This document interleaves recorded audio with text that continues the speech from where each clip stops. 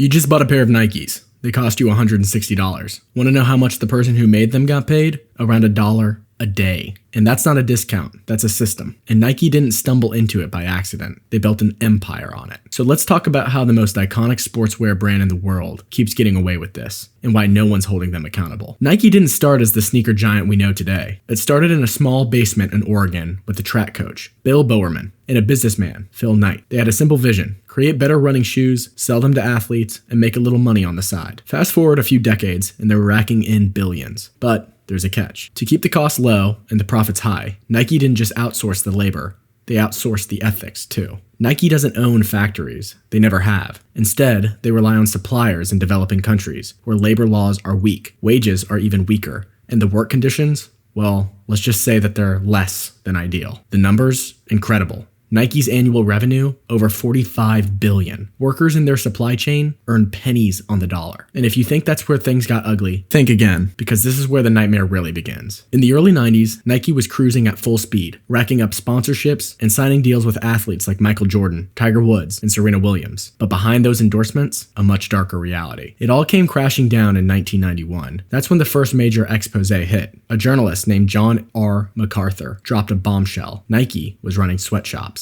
The details were horrifying. Child labor, forced overtime, unsafe working conditions. Workers earning less than $1 a day. It was a PR nightmare for Nike, and the world was pissed. Over profit. Nike, step off it. Put people over profit. Nike, step off it. Put people over profit. And this wasn't just some isolated issue. It was a part of a massive global supply chain, with Nike's overseas factories stretching across countries like Vietnam, China, and Indonesia. And when those workers spoke up, Nike threatened them. Workers who dared to unionize were harassed, fired, or blacklisted. Nike's response to this? Deny, deny, deny. But the public was done. They demanded answers. And Nike, they started scrambling. Nike knew they had a PR problem on their hands. So what did they do? They hired a high-powered PR team, made some flashy promises, and claimed they were cleaning up their act. But the truth? Well, that's a little bit more complicated. So Nike did what any corporate giant would do when caught in a scandal. They hired a team of slick PR professionals to spin the story. By 1992, Nike introduced their Code of Conduct. It was supposed to guarantee better wages, safer working conditions, and eliminate child labor. They claimed they'd cleaned up their act, but did they? Here's the thing. Nike's Code of Conduct was just words on paper. It was a shiny brochure designed to look like they cared, but behind the scenes, not much had changed. Nike did say they were investing in more transparency, so they started releasing reports about their factories. But they never showed you the factories where things were really bad. They just kept quiet about the worst ones. And those improvements? They were mostly cosmetic. In fact, in 1996, Nike was still being accused of using child labor in places like Cambodia. But rather than fixing the problem, they just shifted into other countries with even fewer regulations.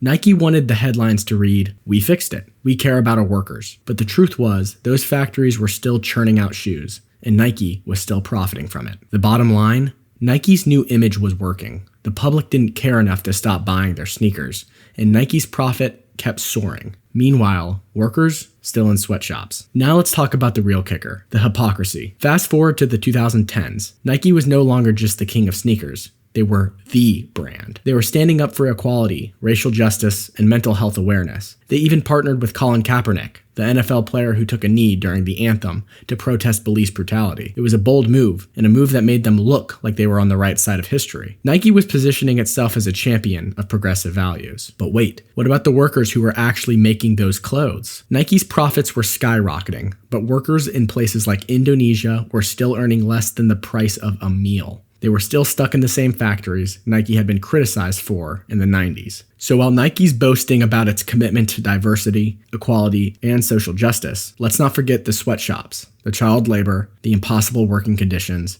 and the union busting. Nike's message was clear: stand up for change, but only when it's good for the bottom line. When it's time to fix the real problems, well, that's a different story. So here's a million-dollar question. How does Nike keep getting away with it? They've been exposed over and over. They've been dragged through the mud, and yet people are still lining up to buy their shoes. How? Well, it's simple. Nike knows how to distract you. They've got influencers, celebrities, ad campaigns. Nike doesn't just sell sneakers, they sell an image, a lifestyle, an idea of success.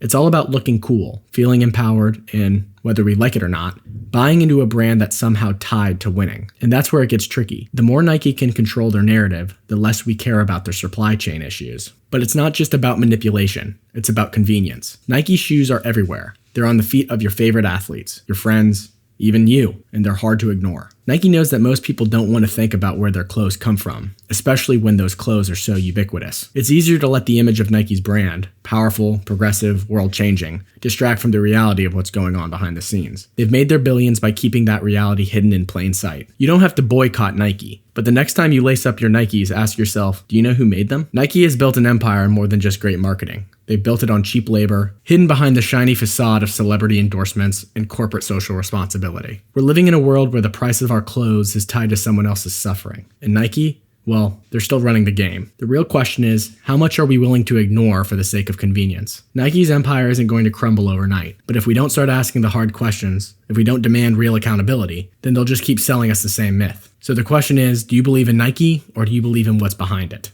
Think about it.